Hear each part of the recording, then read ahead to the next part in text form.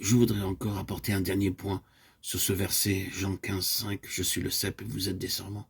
Ceux qui demeurent en moi et en qui je demeure portent beaucoup de fruits, car sans moi vous ne pouvez rien faire.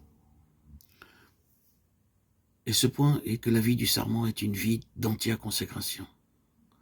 Ces mots, entière consécration, sont des mots importants et solennels. Je crois que nous ne comprenons pas leur signification. Mais pourtant, le petit sarment prêche à ce sujet. N'as-tu rien d'autre à faire, petit sarment, que de porter des grappes? Non, rien. La Bible dit que le bois de la vigne ne peut être utilisé pour fabriquer même une cheville. Ézéchiel 15, 3. Il n'est bon qu'à être brûlé. Et maintenant, petit sarment, quelle est ta relation avec le cep? Le comprends-tu? Ma relation est celle-ci, j'appartiens entièrement au cep, et le cep peut me donner autant de sève qu'il le veut. Je suis à sa disposition, et le cep peut faire avec moi ce qui lui plaît. Chers amis, bien-aimés en Christ, frères et sœurs, nous avons besoin de nous consacrer entièrement au Seigneur Jésus. Plus je parle de ces choses, et plus je comprends que ce point est celui qui est le plus nécessaire d'expliquer. Ce que c'est qu'une entière consécration. C'est souvent une chose facile pour un homme ou pour un certain nombre de personnes de venir s'offrir à Dieu,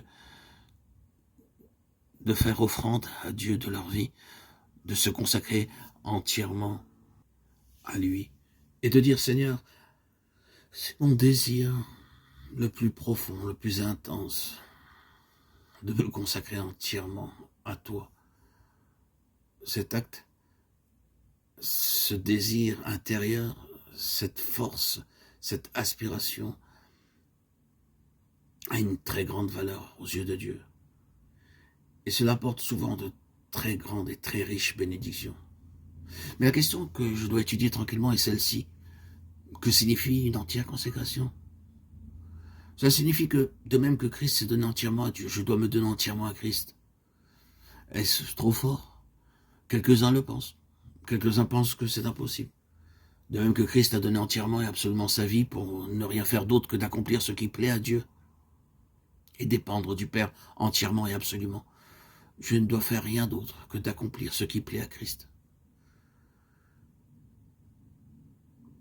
Mon identification à Christ devient alors le témoignage.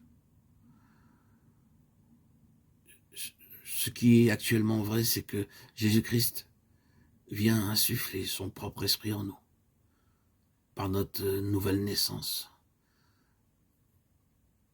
par notre baptême. Et nous trouvions notre bonheur suprême en vivant entièrement pour Dieu, comme il l'a fait lui-même, en faisant la volonté de Dieu le Père. Or, bien-aimés frères et sœurs en Christ, si tel est le cas, alors je dois dire oui, si c'est vrai pour le petit serment, c'est vrai aussi pour moi.